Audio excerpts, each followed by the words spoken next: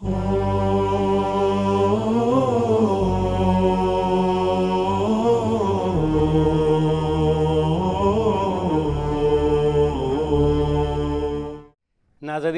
अस्सलामु अलैकुम व रहमतुल्लाहि व बरकातुहू। औज़ु बिल्लाहि मिनश शैतानिर रजीम, बिस्मिल्लाहिर रहमानिर रहीम। आज मैं आपकी खिदमत में इसलिए हाज़िर हुआ हूँ कि कुछ सेहत के बारे में आपसे गुफ्तगू कर सकूँ, क्योंकि सेहत और बीमारी आज का एक ऐसा मसला है जिसमें लोग बहुत परेशान दिखाई पड़ रहे हैं। स्पेशली चूँकि मेरा पेशा भी तिब का पेशा है, लिहाजा जब मेरे यहाँ मरीज़ आते हैं और लगातार आते रहते हैं, उनको फ़ायदा कभी कम होता है कभी ज़्यादा होता है, तो ये इस हसास दिल के अंदर एक अजीब सी कैफियत पैदा होती है कि आखिर लोग सेहतमंद क्यों नहीं होते। और अगर सेहतमंद होने के लिए उनको कुछ बताया जाता है, वो तरीक़ा जो वाकई एक कुदरती तरीक़ा है, जो नेचुरल तरीक़ा है, तो लोग फॉलो नहीं कर पाते। मैं इस सिलसिले में आपसे गुफ्तगू कर रहा हूँ इस वक्त।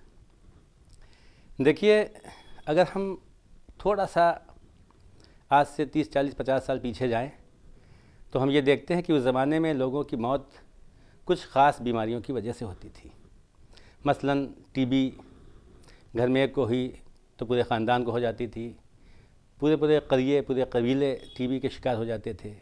प्लेग फैला तो पूरे गांव ख़त्म हो जाते थे। इसी तरह से मलेरिया होता था, हैज़ा होता था, चिकन पॉक्स होती थी।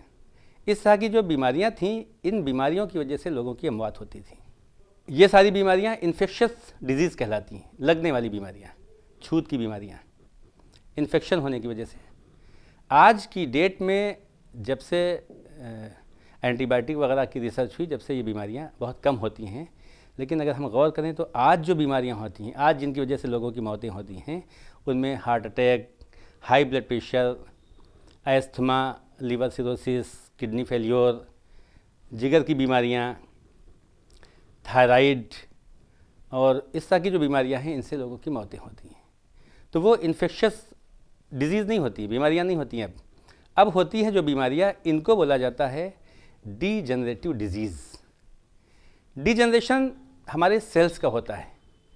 मैं आपसे अर्ज़ करूँ नाज़रीन से कि जो हमारी बॉडी है ये एक मशीन है। ये मशीन मुख्तलिफ़ ऑर्गन से मिलकर बनी है। ये ऑर्गन्स टिश्यूज़ से बने हैं और टिश्यूज़ छोटे छोटे सेल से मिलकर बने हैं। सेल बहुत ही छोटा सा एक हिस्सा होता है जिस्म का।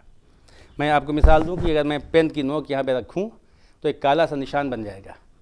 उस काले से निशान के नीचे हज़ारों सेल्स होंगे। अब अंदाज़ा लगाइए कि एक सेल कितना छोटा होता है। यानी जिस्म का सबसे छोटा यूनिट, सबसे छोटी इकाई सेल होती है।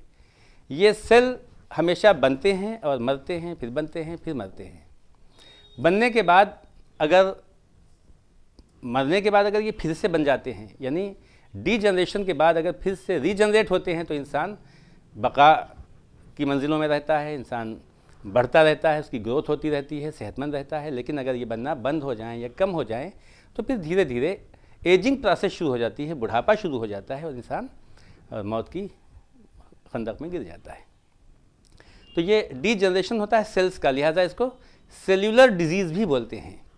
हिंदी में कोशिका जनित बीमारी कहेंगे। हमारे जो सेल्स हैं वो मरते हैं, तो सेल की बीमारी। और ये सेल्स की बीमारी होती है हमारे गलत खान पान की वजह से, गलत सोने की वजह से, या एक लफ्ज़ में अगर कहें तो ये कहेंगे कि गलत लाइफ स्टाइल की वजह से। यानी हमारा लाइफ स्टाइल चूँकि गलत होता है, लिहाजा हमारे सेल्स उस अंदाज़ में फिर से रीजनरेट नहीं हो पाते हैं और बीमारियां पैदा होती हैं।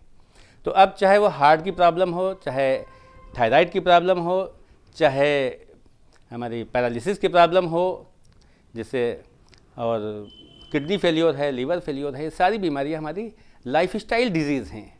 और आजकल तो कई नई बीमारियां हो गई हैं, इनफर्टिलिटी है, इम्पोर्टेंसी है, ये सारी बीमारियां भी उसी ज़मरे में आती हैं।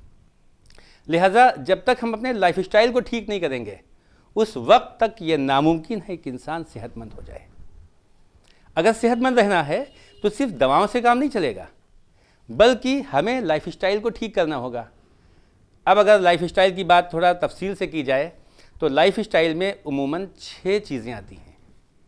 एक तो हमारा खाना, जो हम खाना खाते हैं, हमारी ग़िज़ा, हमारा भोजन, दूसरा पानी, तीसरा हवा जिससे हम सांस लेते हैं, यानी हमारी सांस की आमद व शुद्ध भी उसी अंदाज में होना चाहिए जैसे कुदरत ने बताया है।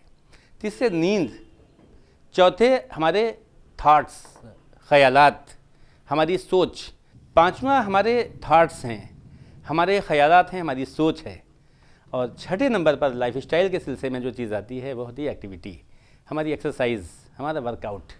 ये सारी की सारी चीज़ें जब तक हम कुदरती अंदाज में नहीं करेंगे उस वक्त तक बीमारी हमसे दूर नहीं होगी, हम सेहतमंद नहीं हो सकते हैं। अब ये लाइफस्टाइल की बात जहाँ तक है, हमारा खाना, हमारा पानी, हमारी सांस का लेना, हमारे ख़यालात, हमारी नींद, तो ये लाइफस्टाइल नेचुरल होना चाहिए। आज से 2500 साल पहले हिप्पोक्रेट ने ये बात कही थी कि एक ज़माना ऐसा आएगा जब लोग दवाओं से ठीक नहीं होंगे बल्कि उनके लिए ग़िज़ाएँ ही उनकी दवाएं बन जाएंगी। लेकिन ये 2500 साल पुरानी बात है। हिप्पोक्रेट, जिसे बुकरात बोलते हैं, बहुत ही ज़हीन शख्स था, उसने तिब के सिलसिले में बहुत काम किया है, बहुत ही पढ़ा लिखा इंसान कहा जाता है उसको। लेकिन अगर सही तरीक़ा देखा जाए तो सही तरीक़ा वो है ज़िंदगी गुजारने का, हमारे लाइफस्टाइल का, जो हमारे इस्लाम ने बताया है, जो हमारे नबी मुस्तफ़ा सल्लल्लाहु अलैहि वसल्लम ने इरशाद फरमाया है। यानी हम इसको ये कह सकते हैं कि लाइफस्टाइल डिज़ीज़ को ख़त्म करने के लिए लाइफस्टाइल अपनाना वो चाहिए जो कुदरती है, यानी जो अल्लाह के रसूल सल्लल्लाहु अलैहि वसल्लम ने इरशाद फरमाया है, और उसको हम कह सकते हैं तिब्बे नबवी। तो आज हम तिब्बे नबवी पे गुफ्तगू कर रहे हैं। तिब्बे नबवी यानी हमारा वो लाइफस्टाइल जो अल्लाह ने अल्लाह के रसूल के ज़रिए, अइम्मा ताहिरीन के ज़रिए, मासूमीन अलैहिस्सलातु वस्सलाम के ज़रिए हमें बताया है। लिहाजा हमारी ग़िज़ा वैसी ग़िज़ा होना चाहिए जैसे अल्लाह ने बताई है, अल्लाह के रसूल ने बताई है, नबी अलैहिस्सलातु वस्सलाम ने बताई है। हमारा पानी वैसे होना चाहिए, वैसे पीना चाहिए जैसे कुदरत ने बताया है, हमारे इस्लाम ने बताया है। हमारी नींद वैसी होना चाहिए जैसी हमें तिब्बे नबवी में बताई गई है। हमारे ख़यालात, हमारे अफ़कार, हमारी सोच, हमारी ज़िंदगी गुजारने का तरीक़ा, कहते हैं कि महद से लेकर लहद तक वैसी ज़िंदगी गुजारें जैसी अल्लाह के नबी ने हमें बताई है। अगर ऐसा करते हैं तो बहुत सी बीमारियों से हम बच जाएंगे। इस सिलसिले में आज चूँकि ये पहली बार मैं आपसे गुफ्तगू करने का शरफ़ हासिल कर रहा हूँ, लिहाजा मैं ग़िज़ाओं की बात भी नहीं करूँगा, मैं बहुत ज़्यादा तफसील से बात नहीं करूँगा। इतना ज़रूर अर्ज़ कर दूँ कि सिर्फ़ छोटे छोटे उसूलों को अगर हम अपना लें तो बड़ी बड़ी बीमारियों से हम दूर रह सकते हैं। अगर ग़िज़ा की बात की जाए तो आपको वाक़या याद दिला दूँ कि जब एक नौ मुस्लिम अल्लाह के रसूल की खिदमत में हाज़िर हुआ और उसने कहा, हुज़ूर हम चाहते हैं कि मैं मुसलमान हूँ, लिहाजा मुसलमानों की खिदमत करूँ, तो अल्लाह के रसूल ने उनको मदीने में जगह दे दी, उसको वजीफ़ा मुक़र्रर कर दिया कि ठीक है, तुम रह के यहाँ इस्लाम की और मुसलमानों की खिदमत करो और उनकी सेहत को अच्छा बनाओ। चंद महीनों के बाद वो तबीब वापस आया अल्लाह के रसूल सल्लल्लाहु अलैहि वसल्लम की खिदमत में, कहा, हुज़ूर अब मुझे जाने की इजाज़त दीजिए, मेरे लिए यहाँ पे कोई काम नहीं है। तो आपने फरमाया, तो खिदमत के लिए आया था, तो तबीब के पेशे को अख्तियार करने के लिए आया था, लोगों की सेहत को अच्छा करने के लिए आया था। तो उसने कहा, हुज़ूर यहाँ तो कोई बीमार ही नहीं पड़ता। तो अल्लाह के रसूल इरशाद फरमाते हैं, हाँ, इस्लाम ने बताया है कि जब बहुत ज़्यादा भूख लगे तब खाना खाओ और जब थोड़ी सी भूख बची रहे तो खाना छोड़ दो।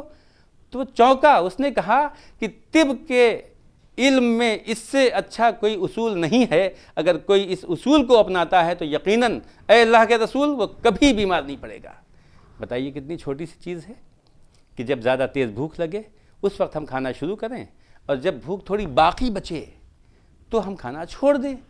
और डाइजेस्टिव सिस्टम, आज के मॉडर्न मेडिकल साइंस भी ये बताती है कि डाइजेस्टिव सिस्टम को काम करने का मौका जब ही मिलता है जब उसको थोड़ा मैदे के अंदर गुंजाइश होती है। और यही चीज़ हमारे मौलाए कायनात हज़रत अली अलैहिस्सलातु वस्सलाम ने इरशाद फरमाई कि ऐ लोगों, देखो, तुम जब खाना खाओ तो 1/3 हिस्सा अपने मैदे में खाने के लिए रखो, 1/3 पानी के लिए रखो और 1/3 हवा के लिए रखो। यानी आपने ये फरमाया कि आप अपनी डाइट का 1/3 हिस्सा ही अपने खाने में इस्तेमाल करो। अगर ऐसा करोगे तो कभी बीमार नहीं पड़ोगे। तो अज़ीज़ान मोहतरम, ये वो छोटे छोटे से उसूल हैं और इंशाअल्लाह इस सिलसिले में अभी कुछ और गुफ्तगू होती है तो उस पर मैं बात करता हूँ आपसे कि कुछ चीज़ें ऐसी हैं जिन्हें हम अपनाएं अगर तो बड़ी बड़ी बीमारियों को दूर हटा सकते हैं। उसूल बहुत से हैं, खाने के उसूल, पीने के उसूल, नींद के उसूल। आज अगर मैं ये देखूं कि बहुत सी बीमारियों में एक बीमारी ये आती है, मेरे पास मरीज़ भी आते हैं कि साहब पैर में दर्द हो रहा है, पेट में दर्द हो रहा है, डाइजेशन ठीक नहीं है, नींद नहीं आती है। क्या बेहतरीन इमाम रज़ा अलैहिस्सलाम इरशाद फरमाते हैं कि अगर तुम्हें नींद नहीं आती है, अगर हाथ पैरों में दर्द होता है, तो बहुत आसान तरीक़ा यह है कि सोने से क़ब्ल अपने तलवों पर जैतून के तेल की मालिश कर लो। जैतून का तेल, चंद कतरे जैतून के तेल की मालिश पैर के तलवों पे कर लीजिए और उन तलवों की 2-4-5 मिनट दोनों तलवों की मालिश कर लीजिए।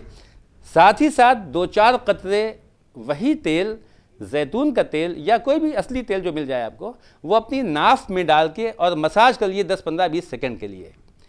अज़ीज़ान मोहतरम, नाफ वो मुकाम है जहाँ से हम 9 महीने तक अपनी माँ के ज़रिए ग़िज़ा हासिल करते आए हैं। अल्लाह ने हमें ग़िज़ा नाफ के ज़रिए हासिल कराई है और अब हम उसको भूल गए हैं।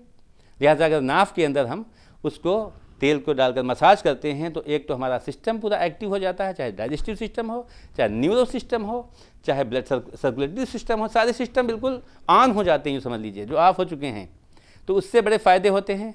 अगर हम पैरों की मालिश कर लेते हैं, पैर के तलवों की मालिश सोने से कब, तो नींद अच्छी आएगी।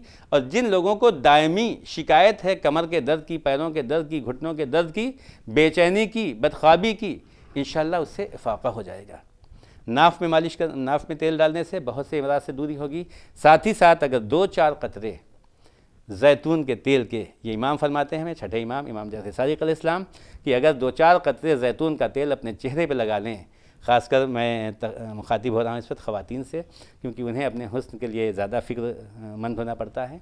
तो अगर 2-4 कतरे जैतून के तेल पे मालिश करा लें तो मैं इस बात की गारंटी देता हूँ इंशाअल्लाह चंद महीनों में ऐसा लगेगा कि हर शख्स पूछेगा कहीं से फेशियल करा के आई हैं आप क्या। यानी हुस्न में इजाफ़ा होगा, शबाब में इजाफ़ा होगा, चेहरे की चमक में इजाफ़ा होगा। और जब इंसान के अंदर कोई बीमारी नहीं होती है, चेहरा देखने में अच्छा लगता है, तो यकीनन उसके अंदर ख़ुद एतमादी पैदा होती है, उसके अंदर कॉन्फिडेंस लेवल बड़ा हाई हो जाता है। तो अज़ीज़ों, ये तिब्ब नबवी है जिसके ऊपर हम अमल करें अगर, तो यकीनन अपनी ज़िंदगी को खुशगवार बना सकते हैं, सेहतमंद बना सकते हैं, और इसी में कामयाबी है इंशाअल्लाह। व आखिर दावाना इल्हम्द।